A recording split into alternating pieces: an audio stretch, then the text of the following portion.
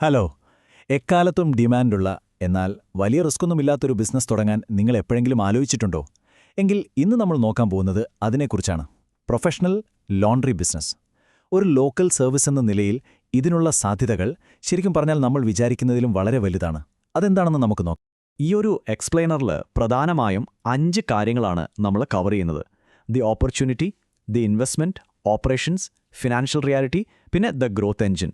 അതായത് തുടക്കത്തിലുള്ള ചെലവുകൾ മുതൽ കൃത്യമായ എത്ര ലാഭം കിട്ടും എന്നതുവരെയുള്ള കാര്യങ്ങൾ നമ്മൾ സ്റ്റെപ്പ് ബൈ സ്റ്റെപ്പായി നോക്കാൻ പോവാണ്.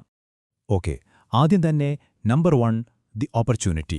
2026 വളരെ ലാഭകരമായി ചെയ്യാൻ പറ്റുന്ന ആ ആധുനിക ലോണ്ടറി മോഡൽ എന്താണെന്ന് നമുക്ക് നോക്കാം. എന്തുകൊണ്ടാണ് ഈ പുതിയ മോഡൽ ഇത്ര സക്സസ് ആവുന്നതെന്ന് അറിയാമോ? വലിയൊരു ഷോപ്പിന്റെ ആവശ്യമൊന്നുമില്ല ഇവിടെ. വെറും 200 മുതൽ 600 സ്ക്വയർ ഫീറ്റ് വരെയുള്ള ഒരു ചെറിയ സ്പേസ് മതി. പിന്നെ wash and iron service, pickup and delivery, WhatsApp booking, Google maps listing, ഇത്രയും കാര്യങ്ങൾ സെറ്റാക്കിയാൽ സംഭവം റെഡി. ഇത് വർക്ക് ആവാൻ കാരണം വളരെ സിമ്പിളാണ്. ഇൻവെസ്റ്റ്മെൻറ്റ് വളരെ കുറവാണ്, എളുപ്പത്തിൽ മാനേജ് ചെയ്യാം. പിന്നെ ഏറ്റവും പ്രധാനപ്പെട്ട കാര്യം, വന്ന കസ്റ്റമേഴ്സ് വീണ്ടും വീണ്ടും വന്നുകൊണ്ടേയിരിക്കും. റൈറ്റ്. ഇനി രണ്ടാമത്തെ ഭാഗം, ദി ഇൻവെസ്റ്റ്മെൻറ്റ്. അതായത് തുടക്കത്തിലുള്ള ചിലവുകൾ. ബിസിനസ് തുടങ്ങാൻ പോക്കറ്റിൽ നിന്ന് കൃത്യമായി എത്ര രൂപ ചെലവ് വരും എന്നതിൻ്റെ ഒരു ക്ലിയർ പിക്ചർ ഞാൻ തരാം. ബേസിക്കായിട്ടുള്ള ചിലവുകൾ നോക്കുകയാണെങ്കിൽ ഈ ഷോപ്പ് സെറ്റപ്പിനായി അഡ്വാൻസ്, ഇന്റീരിയറൊക്കെ ഉൾപ്പെടെ ഒരു 90,000 രൂപയോളം വരും. ഇതിലെ ഏറ്റവും വലിയ ചിലവ് വരുന്നത് മെഷീനുകൾക്കാണ്. Washing machine, dryer, steam iron പോലുള്ളവയ്ക്ക് ഏകദേശം 1,80,000 രൂപയാകും. കൂടാതെ ലൈസൻസുകൾക്കും GSTക്കും ഒരു 10,000 രൂപയും, പിന്നെ ഡിറ്റർജന്റ്, പാക്കിംഗ് കവറുകൾ പോലെയുള്ള ആദ്യത്തെ സ്റ്റോക്കിനൊരു 13,000 രൂപയും. അപ്പോൾ പൈസ എവിടെയാണ് കൂടുതലും പോകുന്നതെന്ന് നിങ്ങൾക്ക് മനസ്സിലായല്ലോ? അതെ, എല്ലാം കൂടെ കൂട്ടി നോക്കുമ്പോൾ മൊത്തം വരുന്നത് ഏകദേശം 3 മുതൽ 4 ലക്ഷം രൂപ വരെയാണ്. സത്യം പറഞ്ഞാൽ ഇന്ന് മറ്റൊരു ബിസിനസ് തുടങ്ങുന്നതിനെ അപേക്ഷിച്ച് നോക്കുമ്പോൾ ഇത് വളരെ അഫോർഡബിൾ ആയിട്ടുള്ളൊരു എൻട്രി പോയിന്റാണ്. മാത്രമല്ല ഭാവിയിൽ ഇതിൽ നിന്ന് നല്ല രീതിയിൽ സ്കെയിൽ ചെയ്യാനും സാധിക്കും. സോ ഇൻവെസ്റ്റ്മെന്റ് കാര്യങ്ങളൊക്കെ നമ്മൾ കണ്ടു. ഇനി നമ്പർ 3, ദി ഓപ്പറേഷൻസ്. പൈസ മുടക്കി ഷോപ്പ് തുറന്നു കഴിഞ്ഞാൽ പിന്നെ അവിടെ ദിവസവും എന്തൊക്കെയാണ് നടക്കുന്നത്? ഒരു പ്രൊഫഷണൽ വർക്ക് ഫ്ലോ എങ്ങനെയാണെന്ന് നോക്കാം. ഈ ഡെയിലി വർക്ക് ഫ്ലോയുടെ ആദ്യ പകുതി ഇങ്ങനെയാണ്. കസ്റ്റമറുടെ വീട്ടിൽ നിന്നും വസ്ത്രങ്ങൾ പിക്കപ്പ് ചെയ്യുന്നതാണ് സ്റ്റെപ്പ് 1. അത് കഴിഞ്ഞാൽ അത് കൃത്യമായി ടാഗ് ചെയ്ത് ബിൽ ചെയ്യണം. ഇവിടെ മൂന്നാമത്തെ സ്റ്റെപ്പാണ് ഏറ്റവും ക്രൂഷ്യൽ. അതായത് വെള്ള വസ്ത്രങ്ങളും നിറമുള്ള വസ്ത്രങ്ങളും വേർതിരിക്കുക. നിങ്ങൾക്കിത് സിമ്പിളാണെന്ന് തോന്നാം, പക്ഷേ കസ്റ്റമേഴ്സിന് ഡ്രസ്സുകൾ മാറിപ്പോകാതിരിക്കാനും കളർ ഇളകാതിരിക്കാനും ഈ സോർട്ടിംഗ് വളരെ അത്യാവശ്യമാണ്. അതിനുശേഷമാണ് നമ്മൾ വാഷിംഗിലേക്ക് കടക്കുന്നത്. അപ്പോൾ വാഷിംഗ് കഴിഞ്ഞാൽ അടുത്തത് ഡ്രൈയിങ് ആണ്. പിന്നെ ironing, packing and finally delivery. ഒരു കാര്യം പ്രത്യേകം ഓർക്കുക, വെറുതെ ഡ്രസ്സ് കഴുകിക്കൊടുത്തിട്ട് കാര്യമില്ല. നല്ല പ്രൊഫഷണലായ പാക്കിങ്ങും കൃത്യസമയത്തുള്ള ഡെലിവറിയുമാണ് കസ്റ്റമേഴ്സിനെ നിങ്ങളിലേക്ക് വീണ്ടും വീണ്ടും ആകർഷിക്കുന്നത്. അതാണ് ഈ ബിസിനസിന്റെ സീക്രട്ട്. ശരി, ഇനി ഈ എക്സ്പ്ലെയിനറിലെ ഏറ്റവും ഇൻട്രസ്റ്റിംഗ് ആയ ഭാഗത്തേക്ക് വരാം. Number 4, the financial reality.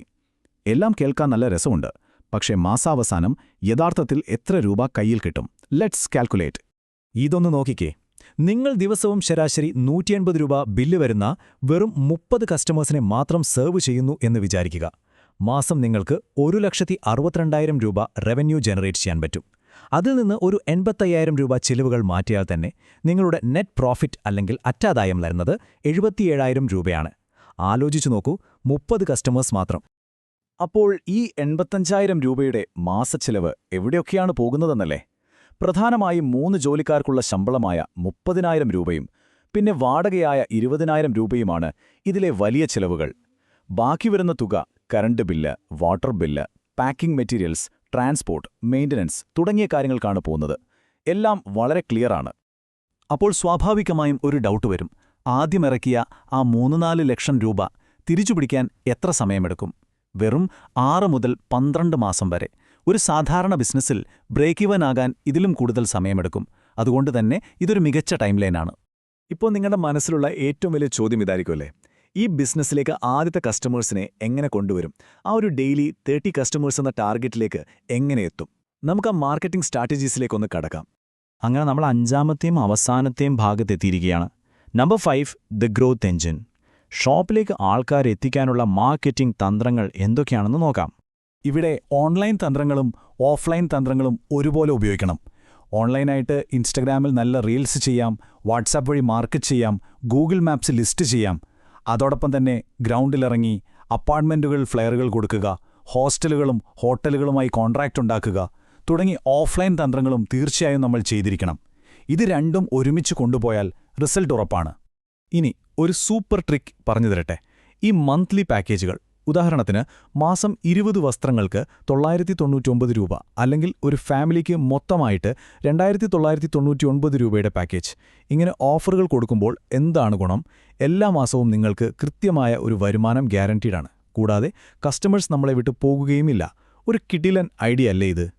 അപ്പോ ഈ പറഞ്ഞ പാക്കേജുകൾ ആരെയാണ് നമ്മൾ ടാർഗറ്റ് ചെയ്യേണ്ടത്?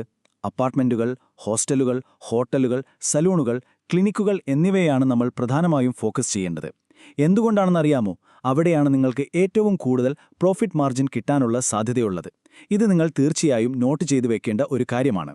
ഫൈനലി, ഈ ലോണ്ടറി ബിസിനസ് ബ്ലൂ പ്രിന്റിന്റെ സക്സസ് മന്ത്രം ഇതാണ്: ചെറിയ രീതിയിൽ തുടങ്ങുക, കസ്റ്റമേഴ്സിന്റെ വിശ്വാസം നേടിയെടുക്കുക, അതിനുശേഷം മാത്രം ബിസിനസ് വലുതാക്കുക.